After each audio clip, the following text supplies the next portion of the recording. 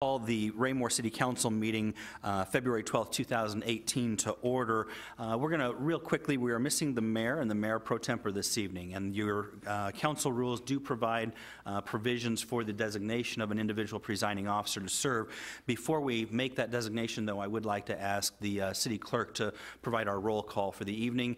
Then we'll have a vote as to who all will serve, and then that individual for presiding officer will then lead us in the pledge and through the remainder of the agenda, if that is good with everyone. Very good. Councilmember Abdelgawad. Here. Councilmember Barber. Present. Councilmember Berenson. Present. Councilmember Burke. Present. Councilmember Holman. Present. Councilmember Kellogg. Present. Councilmember Moorhead absent. Councilmember Townsend. Present. Mayor Turnbow absent. Very good. You do have a quorum for conducting business this evening. The Raymore City Council Rules of Procedure, as previously adopted, has specifically within it Rule 3, which provides that if both the mayor and the mayor pro tempore shall act as, if both the mayor and the mayor pro tempore are unable or unavailable to act as presiding officer at a council meeting, the council shall select one of its members to act as presiding officer of the meeting. With this in mind, what I'd like to be able to do is you all will be able to provide nominations for individuals to serve as the presiding officer. If you nominate an individual, we'll make sure that individual is willing to serve as the presiding officer for the evening. If there are multiple individuals, we'll have a hand vote to see who will serve in that capacity. If we have 3 individuals nominated and we end up with a tie vote, we'll have a runoff. How's that? Okay? So with that in mind, I will open it up to each of you for nominations to serve as presiding officer for this evening's council meeting. Councilmember Barber. I would nominate Councilman Holman to our presiding councilman. Serve as presiding councilman tonight. For this evening? Okay. For this evening. Councilman Holman, do you accept that nomination? Yes, sir, I will. Thank you. Are there any other nominations from members of the council? Councilman Kellogg. Thank you. I nominate Sonia for presiding chair of tonight's meeting. Okay, Councilman Abdelgawad. I'd be happy to. Excellent. We have 2 individuals. Any other nominations? Councilman Townsend? I also nominate Councilmember Holman. Okay, so we have, very good, we have two nominations for Councilmember Holman. We have 2 individuals that would potentially serve this evening as presiding officer. We'll go ahead and just do a hand raise vote for which one of those. All those who would identify Councilman Holman to serve as presiding officer this evening, if you'd raise your hand. I have 4 there. All those who would vote for Councilmember Abdelgawad to serve this evening? I have 2. Okay, 4-2, 1 abstaining. Very good. With that in mind, you do have a presiding officer for this evening, and I'll let Councilmember Holman take over for purposes of leading us in the Pledge of Allegiance. Thank you very much for working with us on the interesting procedural process. If everyone would stand for the Pledge of Allegiance, please. I pledge allegiance to the flag of the United States of America and to the republic for which it stands, one nation, under God, indivisible, with liberty and justice for all.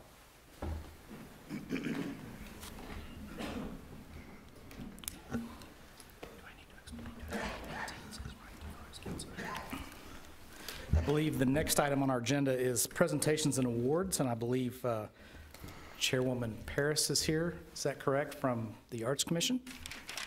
Please come on up, Sharon.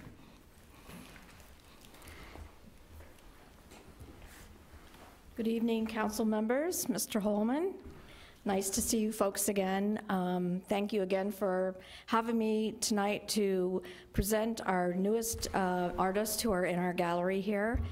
Unfortunately, neither one of the artists could be here as they had prior commitments, but I'm going to say a few words about them and just maybe a few words about the Art Commission. So tonight in the back of the gallery, we have 2 artists from Tri-County Art League. As you know, Tri-County Art League has worked with the commission to put on the annual student art contest in the fall.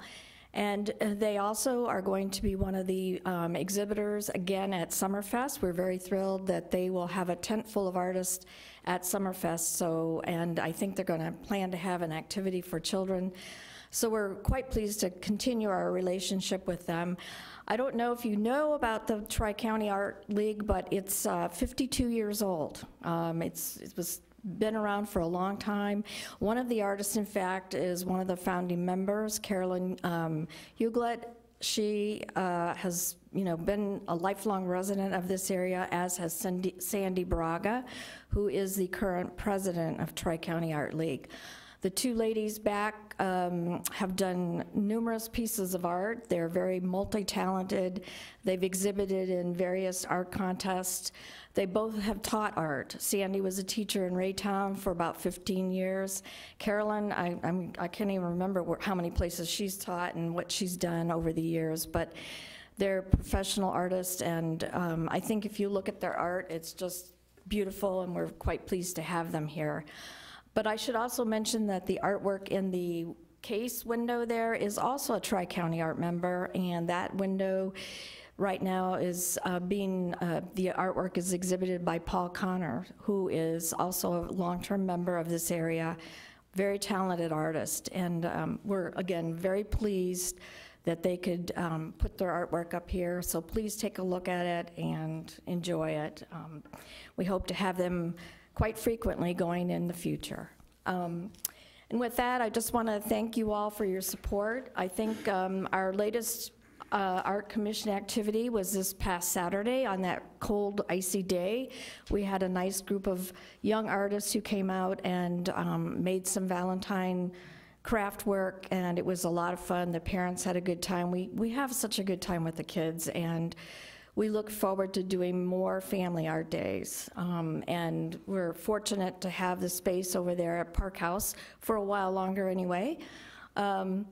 We have a lot of plans for future activities, and the Arts Commission is very busy. We've, as you know, with all the new activity centers going up, Hawk Ridge Park, the Community Rec Center. We've got lots of opportunities to help put some art in those spaces. So we've got a lot of work cut out for us. Our next big project is the mural that's going on Memorial Park wall. The artist is working diligently with our Public Arts Committee to come up with a final design, and we'll hope to see that pretty soon. We also hope to plan for another paint and sip party, which was a big hit with some of the residents, and that's possibly coming up in the next couple months. So we'll be doing that, and we're hoping to have some type of dramatic activity, musical activity, so stay tuned. And we're very appreciative of our staff support from Mike and Melissa. Very pleased that our Facebook page is getting a lot of hits, and so we couldn't do it without you folks, and we really thank you for your support. So thank you very much. Ms. Paris, I believe that at least Councilmember Burke has a question. I apologize. No apology necessary. Hey, I was curious. I know about the Tri-County Art League, and I thought to myself, I don't know what the 3 counties were. Oh, sorry. That I failed to comply with Sandy's request to talk about more. It's Johnson, Jackson, and Cass County. Those were the 3 initial counties. I think those are the only, we have about 30 members right now, so they're from those 3 counties, predominantly Cass, but those were the 3 counties that were set up originally 52 years ago. And they do meet, I should say, they do meet every 3rd Tuesday of the month. People are welcome. Our membership is geared towards age 18 and over, but we do workshops and, tours, so it's a fun group to be with. Are there any other questions? I apologize. Councilmember Barber. Thank you. And I might mention, too, that all this art that is on display has a price tag on it, is for sale. Yes. And I actually bought a couple of pieces. So, you did? yeah, Good for you. Yeah, from Paul Connor, the Supermoon and the Eclipse. Oh, and so, yeah. But yeah, I want to thank you and the Tri-County Art League for it's some beautiful pieces. And I just want to mention that it is for sale, and they do have their price on them, too. Yeah, some of the artists, you'll see some pieces back that are not for sale, and I know one of the pieces that I wanted to buy, Sandy said, no, that's my piece. But no, we're thrilled, and we hope to continue to showcase other artists as well. So, thank you, sir. Any other questions? Thank you, Sharon. Thank you. Next item on the agenda is personal appearances. We have No personal appearances tonight. The next order of business would be staff reports. Mr. Fearborn? Thank you, sir. I would ask that the city clerk make a report.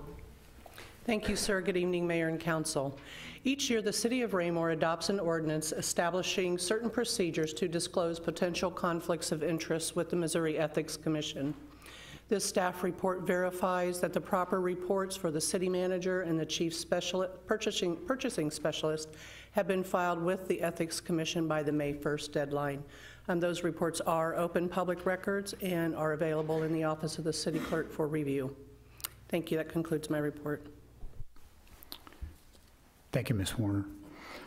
I would ask that Mr. Carteret make a report for community development.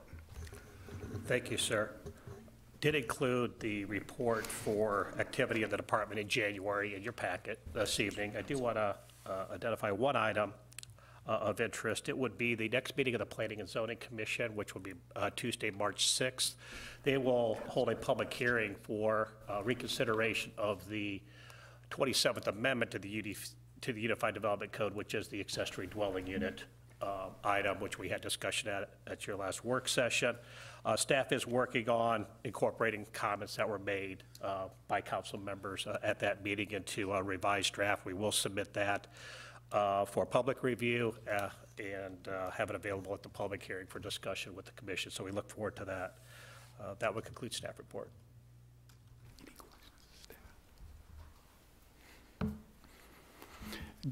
Does the council have any questions of staff? Mr. Kellogg? Thank you, Mr. Holman. Looking through the monthly report from the community development, this would be page 23 of 241.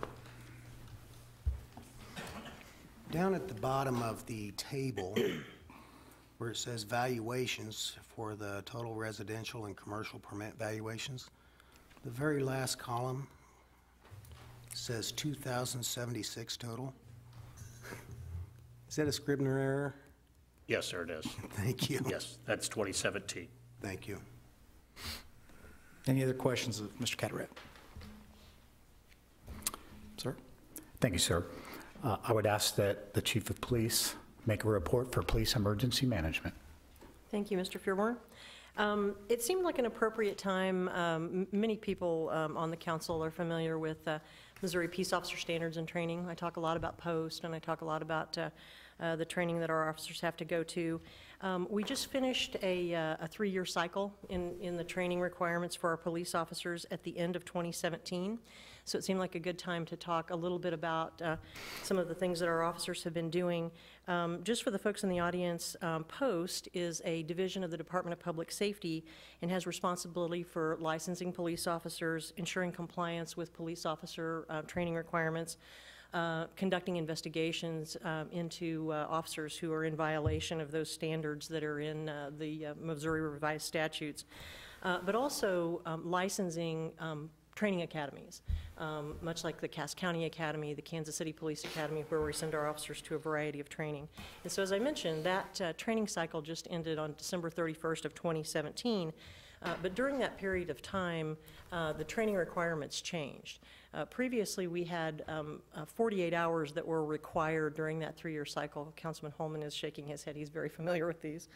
And during that period of time, those requirements changed. So what the change from POST that came to all of us was that they were going to be phasing in a 1-year cycle of training in which it's not 48 hours in 3 years, it's now 24 hours per year, which we had to meet in 2017.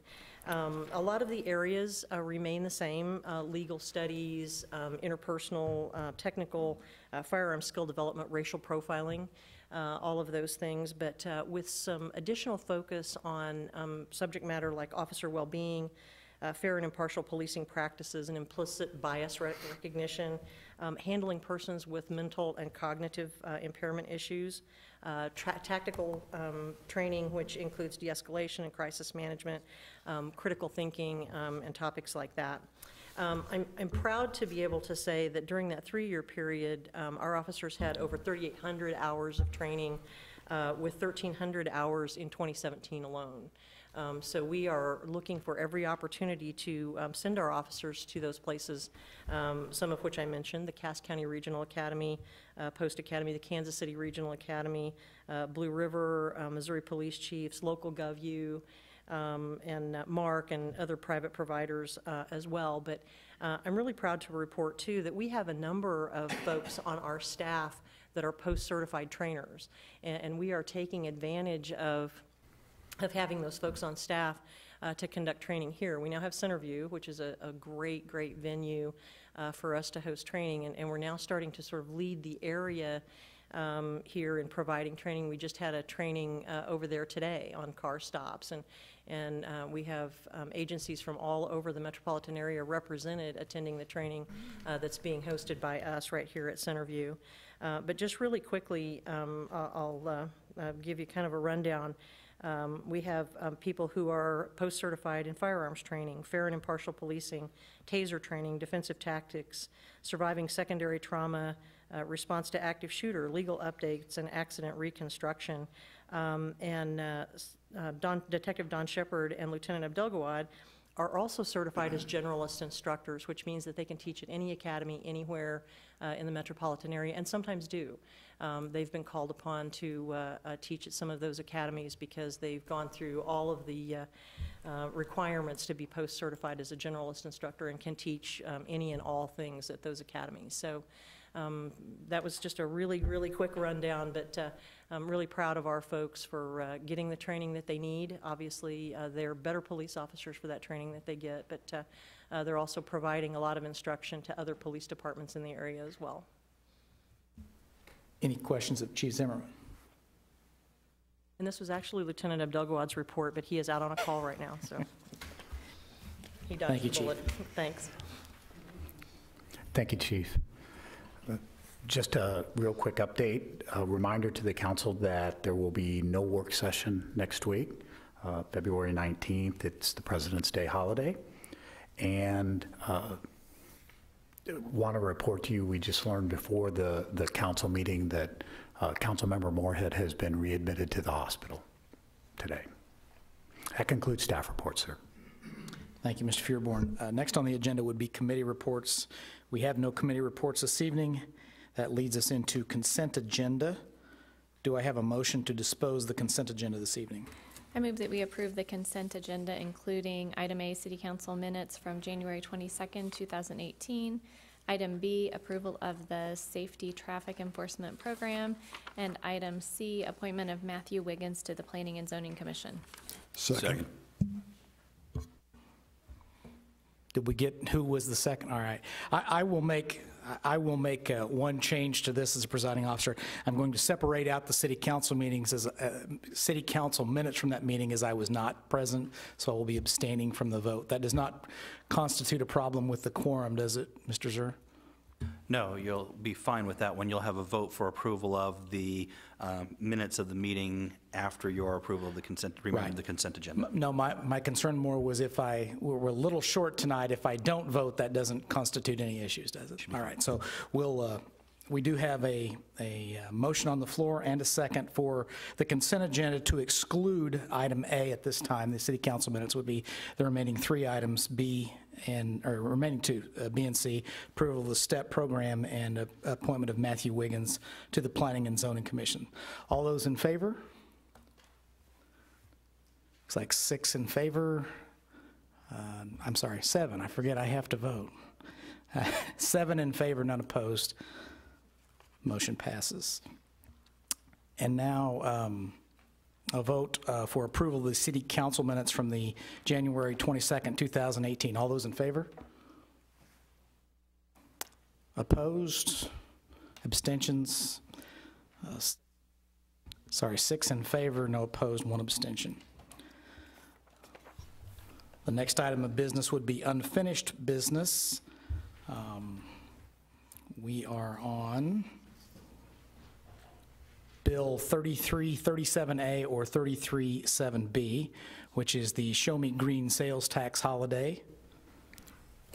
Technically speaking, sir, Bill 3337B does not exist any longer because it did not receive a motion at all at the last meeting. So it's Simply I will 3337A. cross that off then. So do we start off with a staff report, sir? Unfinished business item, sir, no staff report. Don't need a staff report. So do I have a motion to dispose of Bill 3337A? I'm sorry, reading. I am apologizing in advance that you're having to walk me through this, but Not at all, sir.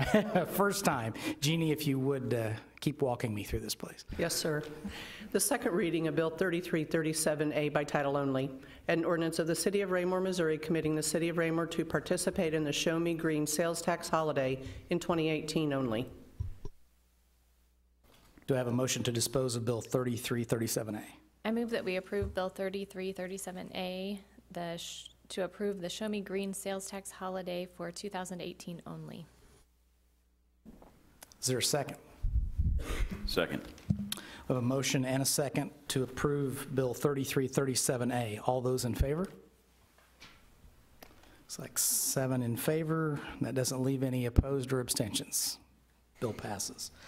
Next item would be award of contract for the 2018 inflow and infiltration project, which is Bill 3333. Jeannie, if you would please read the bill for us. The second reading of Bill 3333 by title only, an ordinance of the City of Raymore, Missouri, authorizing the city manager to enter into an agreement with Bright Construction for the inflow and infiltration reduction project, City Project Number 18-267-201, in the amount of $99,913, and authorizing the city manager to approve change orders within established budget constraints. Thank you. Is there a motion to dispose of Bill 3333? I move that we approve Bill 3333 to award the contract for the 2018 inflow and infiltration project. Second. We have a motion and a second on the floor to approve Bill 3333. All those in favor? 7 in favor, none opposed, no abstentions. Bill passes. Next item would be award of contract for the redundant hosted VoIP phone system, Bill 3336. Ms. Warner, would you please read the bill for us? The second reading of Bill 3336 by title only, an ordinance of the City of Raymore, Missouri, authorizing the city manager to enter into an agreement with Allegiant Technology for the purchase and installation of a redundant hosted VoIP phone system in the amount of $44,214.17, and authorizing the city manager to approve change orders within established budget constraints. Is there a motion to dispose of this bill? I move that we approve Bill 3336 to award a contract for the purchase of a redundant hosted VoIP phone system. Second. I have a motion and a second. Is there any discussion? All those in favor? 7 in favor, none opposed, no abstentions. Bill passes. The next item is Memorandum of Understanding with Unlimited Play, which is Bill 3338. If we could have the second reading of that bill, please. The second reading of Bill 3338 by title only, an ordinance of the City of Raymore, Missouri, authorizing and approving a memorandum of understanding between the City of Raymore, Missouri and Unlimited Play, Inc. in the amount of $10,000 for the design and construction services for an all-inclusive playground at Hawk Ridge Park. Is there a motion to dispose of Bill 3338? I move that we approve Bill 3338 to approve the MOU with Unlimited Play. Second. Have a motion and a second on the floor. Is there any discussion? All those in favor? 7 in favor, none opposed, no abstentions. I believe that now moves us into the new business phase. I have to keep switching back and forth. I apologize here. We are on to bill number, Resolution 1809. Begin with the staff report. Is that correct, sir? Reading I'm sorry, reading of the resolution. The reading of Resolution 18-09 by title only, a resolution of the Raymore City Council approving the extension of the preliminary plat for Alexander Creek subdivision located in the northeast quarter of Section 13, Township 46 North, Range 32 West, all in Raymore, Cass County, Missouri.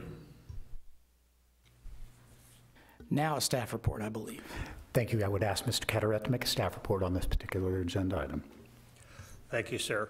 The preliminary plan for Alexander Creek subdivision was approved back in 2007.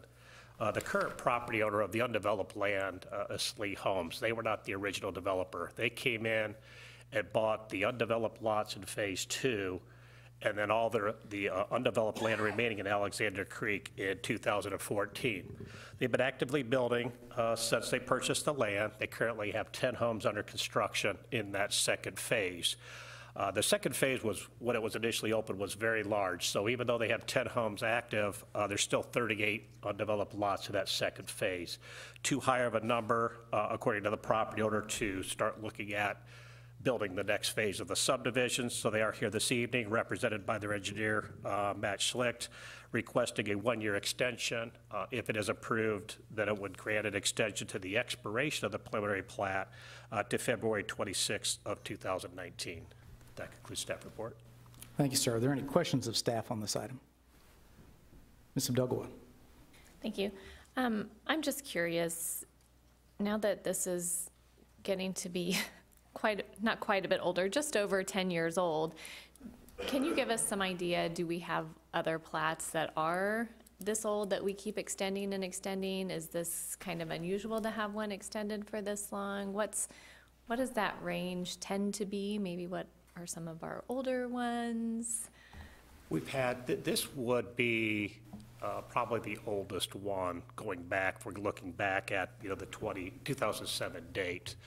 Several other preliminary plats have expired, or we've forced them to expire in order, because they're out of date and just no activity. The subdivision did have a lull in activity before SLEEP bought it. I think that was part of the issue. There were several years, with a housing downturn before they bought, very little activity. But they, as a builder in 15, 16, and 17, have been active. It was just, there were 72 lots in that phase, which is a very large phase for a subdivision. So it's taking a while for that phase to be built out. I like the fact that there's 10 active construction sites right now, which means they are selling homes and having interest in the subdivision. It's just having 38 lots is a high number, so I think it's kind of pushing the need of this subdivision. But most of our we have very few that come through this process anymore because most of them are active. If you get a new final plat, then you don't have to go through this process. This is probably, though, as you stated, the oldest. Mr. Kellogg. Thank you, Mr. Chair. I've got a question, or concern, or I need some information. As we extend these preliminary plats on a yearly basis and that, I assume, and correct me if I'm wrong, that's why I'm asking, that the conditions of the preliminary plat continue on into the next year. Am I correct? That is correct. Okay. With that concern, we have seen floodplains and flood areas and other things change over the years, and so many of these properties, we have extended preliminary plats numerous years, year after year, and rightfully so. But what my concern is some of these, if some of these regulatory floodplains or other things change, how do we address that so that we are compliant with current regulations and recommendations? What we have, this subdivision is a little bit different than other preliminary plats in that this is actually a planned unit development. So when they came in, they took into account floodplain areas that existed on the property and have greater common area, greater open space on this plat versus a standard subdivision. That's very important because having a valid preliminary plan doesn't require them to change a future plat to comply with the codes of today. So basically it allows them to continue under the development that was approved back in 2007 and the rules that applied in 2007. On other subdivisions, that was a bigger issue, which is why those preliminary plats have expired, because we have other stream setback issues, adjacency issues. This subdivision, we've allowed to continue on because, again, when they came in 2007, they exceeded what our requirements were regarding the open space and that. So it wouldn't have as much impact to force this phase or this subdivision to go through today's codes, because in essence, they are very close, if not already complying with today's codes, much more so than other subdivisions where we've allowed or forced them to expire. So that's the slight difference with this subdivision. And that there explains my concern, and I thank you for that explanation of the time. So thank you, Mr. Chair. Any other questions of staff?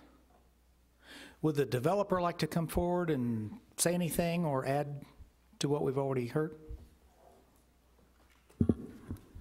Matt Slish, Engineering Solutions, 50 Southeast 30th Street, Lee Summit, Missouri. So on behalf of Salee Development, what we're here today for is asking again for this extension, and I understand it's kind of a continued on thing that's kind of gone, and I understand and appreciate your comments. One thing I will ask or comment to that is that the developer, had invested a lot of effort, a lot of money into this development. And he's done good effort and good continued success in building homes, continue to make it move along. I think probably the previous developer developed maybe too many lots at the onset, which just gave this abundance of lots out there. And so what the developer's concern is that if he would plat or develop more lots, what would happen is they would sit there. So we would have city infrastructure sitting there and not working. We would have lots that he'd be trying to sell but wouldn't be able to. And so I know I've been up here a couple times over the last couple of years asking for the same thing, saying it's going, and it is. We're doing well. Things are moving along. There's development somewhere in the neighborhood of 10, 12, 15 a year is kind of how it's been progressing along, which means that, maybe next year's not the end of it, but we're certainly getting close. And so I guess what I would ask is that if we can continue to work in this fashion, we will continue to develop a product out there that will continue to, I think, aid the city, but it'll also aid this developer in continuing on with the opportunity to develop what was originally planned. And as Jim had commented, I think a pretty well planned out subdivision as originally was developed. Mr. Kellogg. Thank you, and thank you for being here, and thank you for the presentation. I'll explain my my concern a little bit better. Is that what I don't want to see happen? Is that as boundary lines change, particularly the flood lines, the floodplains. Recently, they've changed several times over the last 5-6 years, and what I really am cognizant about and really concerned about is that as they change, are we building somewhere that our current regulations don't allow for, based on previous? So I'm just trying to keep consistent with our current regulation. I completely appreciate everything you and your developer has done. You've done well, far and above what some of our other developers have done. I really appreciate that. It's just that as long as I'm on this council, and I guess I'll apologize for you doing your job preemptively for me questioning you, but rest assured that I will be asking this question of other ones too, because I don't like answering the questions after a house is built. Well, it was okayed by you, and I'm not if I can prevent that, that's my intent. So I appreciate it again, and in all respect, I thank you for being here and all of you, that you're doing for our city. Thank you.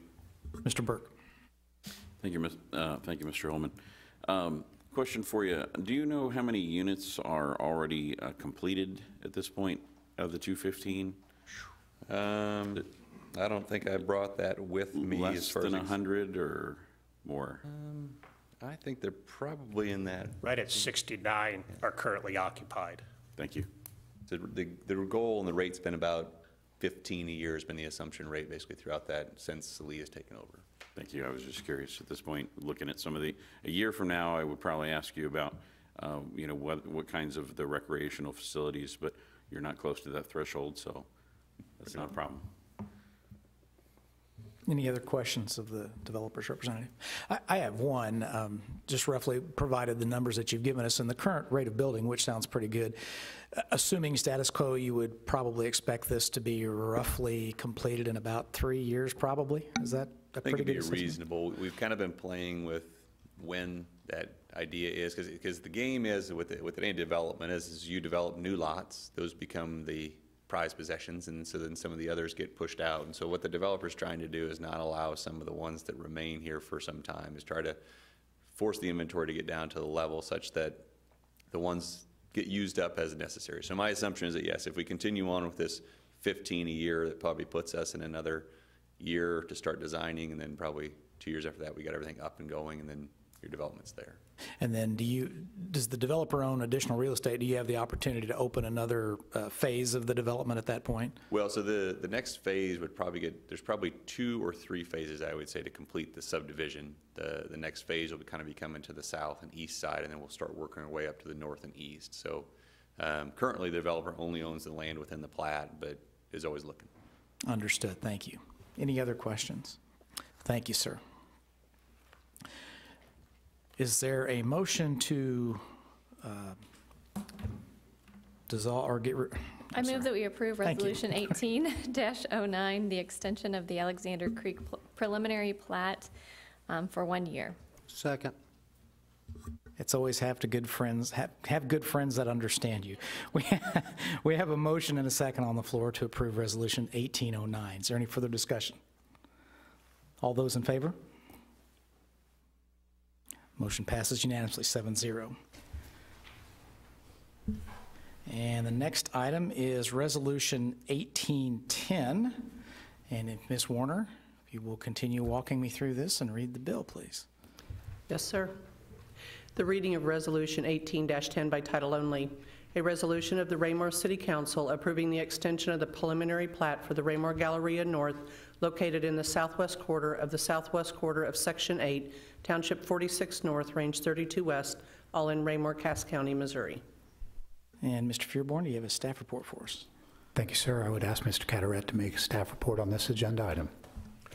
Thank you, sir. The preliminary plat for the Raymore Galleria North subdivision was approved back in 2010. There have been 2 final plats done, one for Firestone and the most recent one done for Belfonte Car Wash. The developer over the past year has made some significant improvements to the property, getting additional land ready for building, basically make it build ready.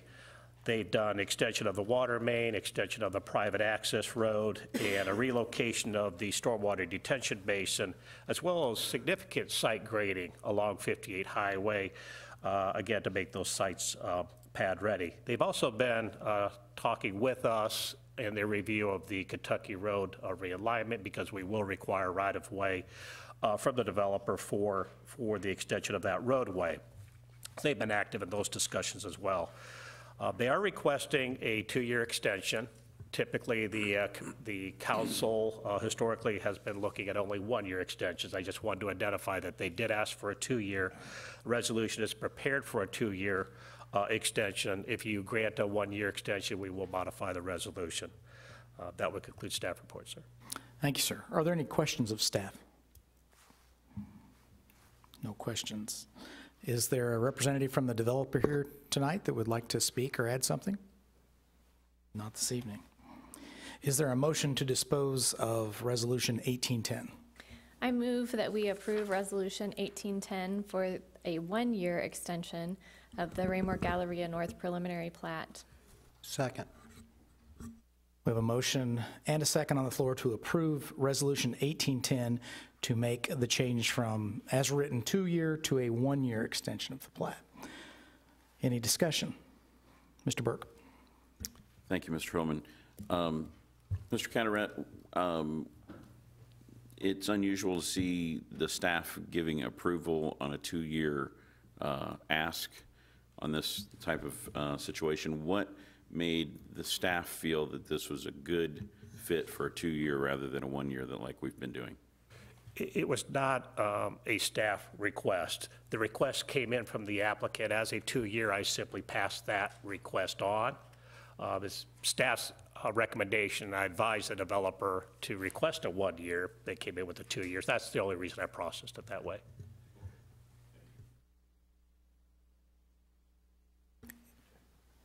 Ms. Abdelgawad. Thank you. And just to add to the discussion, I made the motion for a 1-year extension because that's pretty much what we've been doing. It doesn't cost the developer anything more to request an extension again next year, but it does give us an opportunity to check in with them and kind of see how things are going. So that's why I made that recommendation. Any other questions, comments, discussion?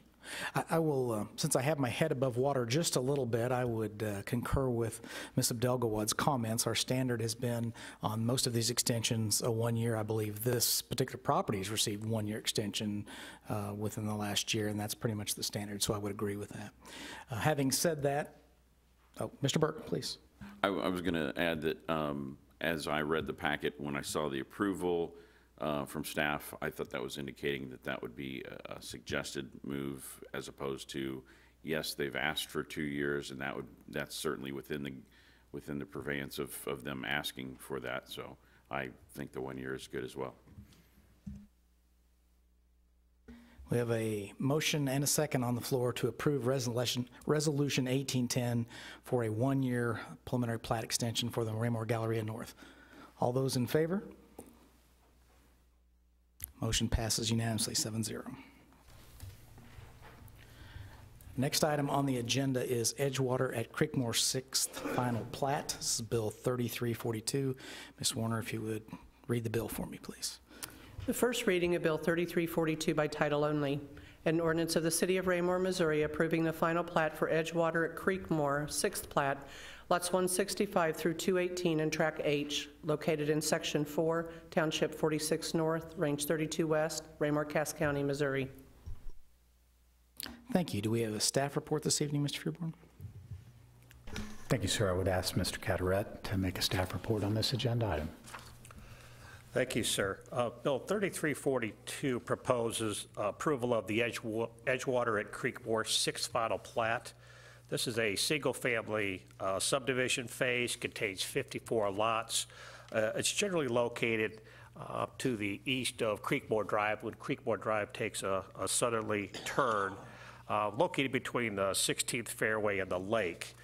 So it's a fairly large phase for Creekmore to come in with that 54 lots, but it fills in that one particular area of their subdivision.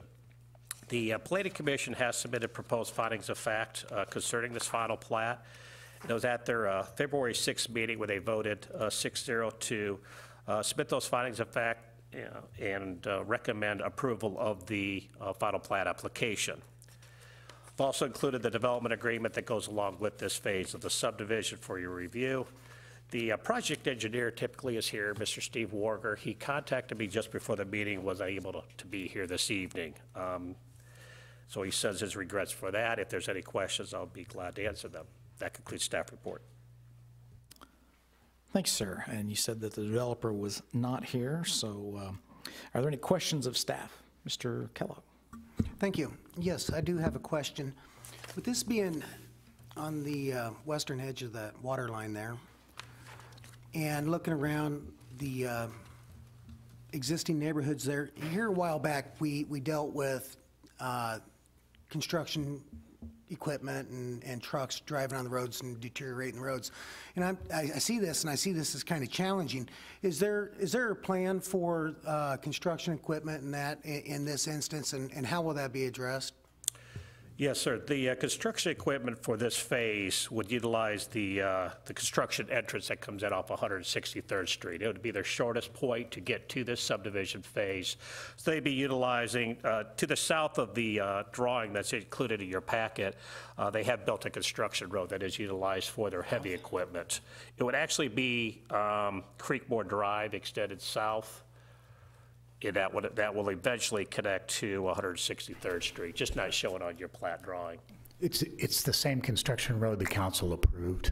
They have to use that for anything going into there. Okay, then I'll admit my mistakes when I make my mistakes. And I'm thinking north is south and south is north on this. So I apologize, but I appreciate the answer and the clarification. So thank you very much. Any other questions of staff? At this time, I would entertain a motion on Bill 3342. I move that we approve Bill 3342 for Edgewater at Creekmore 6th final plat. I can second that. So motion and a second. Any further discussion? All those in favor?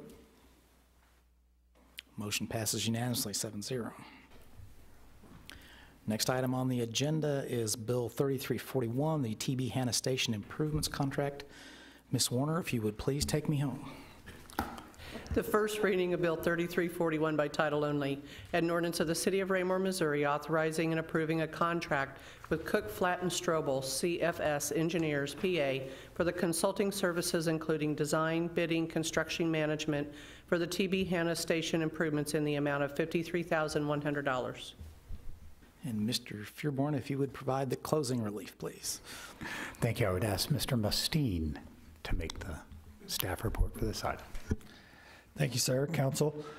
Tonight before you is a recommendation to award a contract to CFS Engineers for consulting and design and the association bidding of the projects and construction management for projects at TB Hanna Station. If you will recall, the council has seen the proposal and these projects at a joint work session on January 16th, I believe. Attached is a summary of those projects that also include 2 additional projects as directed by the council at that time. So tonight we're here before you. We do have representatives from CFS in the audience and would be happy to answer any questions, but staff does recommend approval of the contract, and that concludes staff report. Any questions of Mr. Mustine? Would the vendor like to come forward and speak to the council?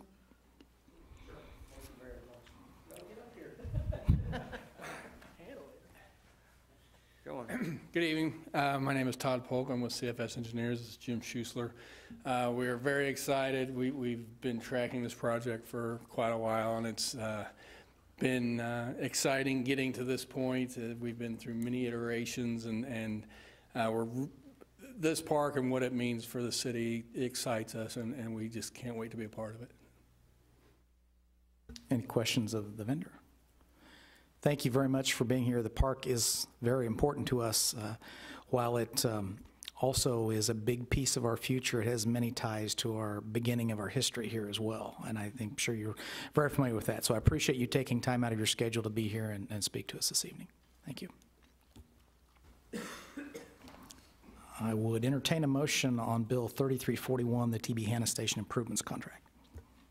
I move that we approve Bill 3341 for the contract for TB Hanna Station improvements. Second.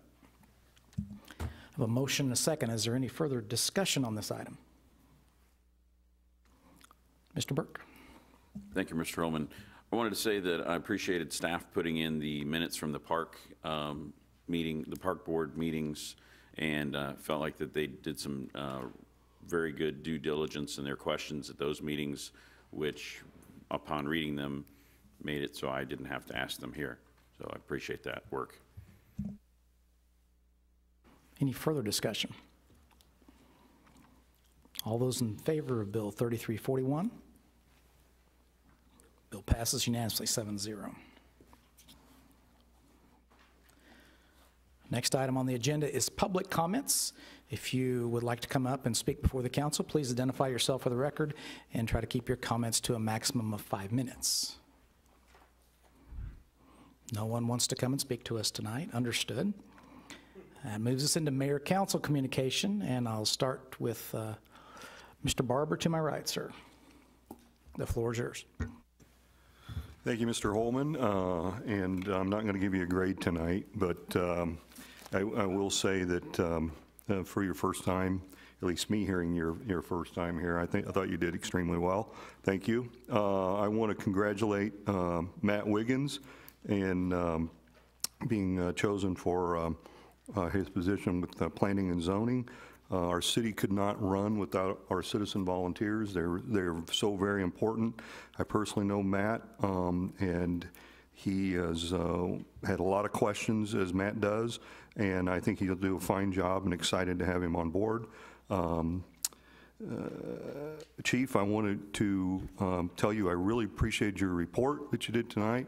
Always impressed with your staff and the level of professionalism that you have, and to hear that we're now utilizing Centerview and having that, everything's kind of coming together, and I'm really pleased to hear that, and thank you for that report. That's all. Thanks. Ms. Abdelgawan. Thank you.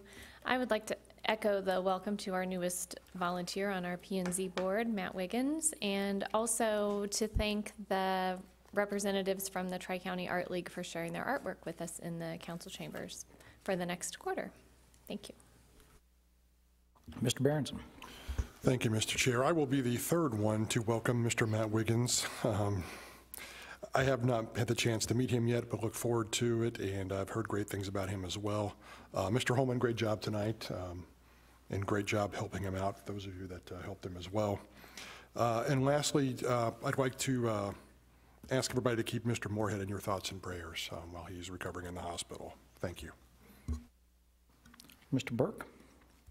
Thank you, Mr. Holman. First off, I wanted to say that I met a neighbor. His name is Bob. I didn't catch his last name, and I didn't share my last name with him either, but we were admiring each other's dogs, and I talked to him for a little while, and he mentioned that he'd lived here for about 5 years, and as we were sitting there, a police car drove by, and he said, you know, I really think this town has a really great police presence. It's very rare, he said, that when he walks his dog that he doesn't see at least one patrol car coming through a neighborhood, not just near businesses, but actually through neighborhoods. And he really appreciated that. And he said that he had not experienced that in some of his other towns that he's lived in. So I wanted to share that and pass that on. Second, I wanted to thank Matt Wiggins. I noticed he did not put on his application that he spent almost a year on the Charter Commission. And I was very impressed with him on the Charter Commission. He was very, very good. He added tremendous questions that many of us with a lot of experience didn't encounter in our own brain, and he'll be excellent for P&Z. And then third, I wanted to thank the mayor, even though he's not here, but I was able to present a proclamation this weekend to David Starkey. He earned his Eagle Scout. He had his Court of Honor on Saturday, and I had the privilege of being his den leader for 5 years, and they say that I think only 10%, it might be only 10% in the Kansas City area of all scouts that start Boy Scouts become Eagle. I think that's huge in this area. I think in the country it's only 2% or maybe 1% of all that start.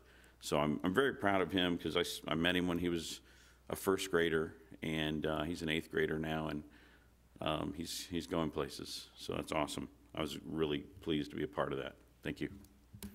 Thank you. Mr. Townsend. Thank you, Mr. Holman. It's kind of hard not to repeat everything that's been said from everyone to my right, but again, welcome to Mr. Wiggins and to his efforts and all his accolades. Good job, Mr. Holman, as well this evening.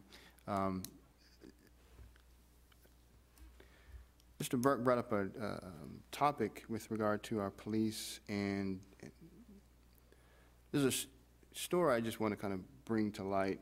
Nothing that's happened in Raymore, just someone that's close to me, a family friend back in Seattle, who the climate that we have today is kind of interesting in the political climate and everything that's going on. This young man has been in a coma now for about 23 days now. Nothing more than because leaving the home of a young lady and the brother hitting him in the back of the head with a bat. Never saw him, never interacted with him, just because of the color of his skin. Literally, that's all it was. So it's interesting, in my lifetime, seeing and hearing those things, something as close as that. This past year, my daughter, attending Rockhurst, there was some flyers on the campus recruiting for some racist organizations on the Rockhurst campus. Very interesting to see. Didn't think you would see that or hear of that. Within that, nothing that the investigation, whatnot, was going on. Nothing that it was any student body. We'll put that out there. It's very interesting experiencing that and hearing the pain within the family. So I appreciate the training that Chief has brought up this evening, and I'm not connecting the two, so don't take it that way. But I appreciate the training. I appreciate, as I see the police reports, that you don't see that within the city of Raymore. Now, I'm not naive to think that there's not an undercurrent somewhere in someone's feeling, because everyone has different feelings, but it's not as prevalent because we are a community. We are a family of friends, and everyone, as I've learned the term in my time in the Marine Corps, we police our own. We take care of our own. Everyone has a caring sense of neighborhood. And just as a gentleman who's been here for 5 years, has seen the police patrolling, whether it be on bikes. When I first got here, some of what I call the ATVs, and was surprised to see that. Now that we've funded to get them bicycles, to see them doing more of that. As we, as community leaders, as different organizations, take pride and ownership of their surroundings, and we get out and walk and interact with our neighbors, and as we learn each other and learn our differences and learn from them, we can't help but be a better community. We can't help be that beacon in Cass County that makes Raymore grow. The development that's growing 15 houses a year, they're coming here for a reason. The school district that's growing and growing as it is, they're coming here for a reason.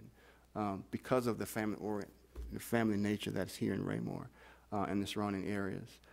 So I said all that because I have the mic, because I have the opportunity to, not that Deshaun or his family will ever hear or see the Raymore City Council video, but because I have the opportunity to speak on his behalf and on behalf of his family, I felt it compelled to say that. And again, this is not a slight on anything that has happened in Raymore.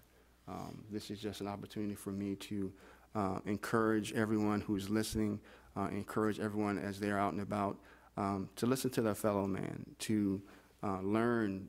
Everyone has something to bring to the table. Everyone has different experiences. My experiences are different from Mr. Kellogg. It's different from Mr. Burke. Our paths in life, there's something to be learned from that. So I would just encourage everyone to take that opportunity, just as Mr. Burke did with his neighbor, to take the opportunity to learn something, because you never know, whether it be old or young, there's something to be valued there. And I thank you. Thank you, Mr. Holman. Thank you, sir. Mr. Kellogg. Thank you, Mr. Holman. Thank you for chairing tonight's meeting. Very well done. I'd also like to welcome Mr. Wiggins also. I think we all have now, and very well deserved so, and I appreciate it. You know, we value our volunteers and we celebrate them too, and so this is just another opportunity for us to do that. And again, thank him for his willingness to serve. I wasn't gonna. I had no intentions on talking about this tonight, you know, and this is, you know, I don't want to ring my bell, but I usually fly by the seat of my pants or talk from my heart. And Councilman Townsend has kind of spurred that for me tonight, and I couldn't agree with you any further.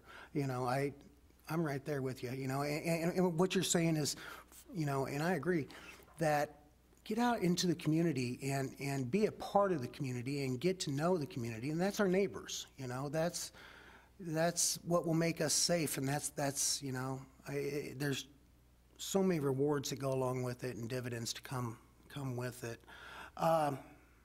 Chief, I'm going to ask you a question. How long have you been here now? I can't remember. My whole life. 6 years in April. 6? I was going to say 7.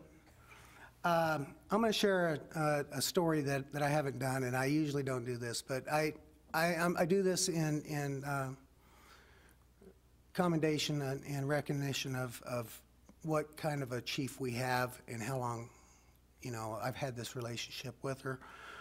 One of the first things that I remember speaking with her about was a co-worker who lived in my ward at that time before redistricting approached me at work, and he was a black gentleman, and he happens to be a minister. And if I had any inclination I was going to talk about this tonight, I would have called him and said, hey, I'm going to mention your name, but I'm not going to do that. His family has lived here, oh gosh, at least, I would say 12, 15 years. And great guy. He was an electrician. I worked with him for 7 years at the plant. And he came to me when he found out that I was on the city council, and he says, you know, he says, I've got some problems, I've got some concerns. And he told me, and it was very similar to what, you know, what Reggie will say, you know, and has said tonight, is that he felt that his family members, particularly his son, was being, and I don't want to say this, but I need to, and I'll paraphrase in a good way.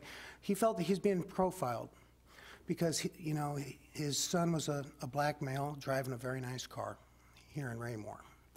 And fact of the matter is that the guy that I work with had worked at the plant for at least 30 years and made a very good living and lived in a very good neighborhood. And anyway, I talked with him at work sometime. And I says, you know what? I'll talk to my chief. And that night I came home and I called chief, and she says, let's sit down and talk. And we did. And she took what I had to say and she says, let me get back to you. And she got back to me within a week. And she was very candid. Very candid, and she says, I would like to speak with this family, you know, if they'd like to come in and speak with me. And I arranged that, and we came in, the husband and wife, and we sat down with Chief down in her office and spoke for probably better part of an hour and a half.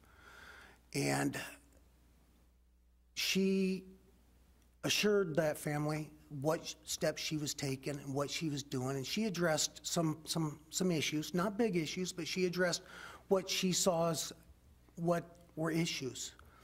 And the couple came to me several months later and they says, you know, that was the best thing we did.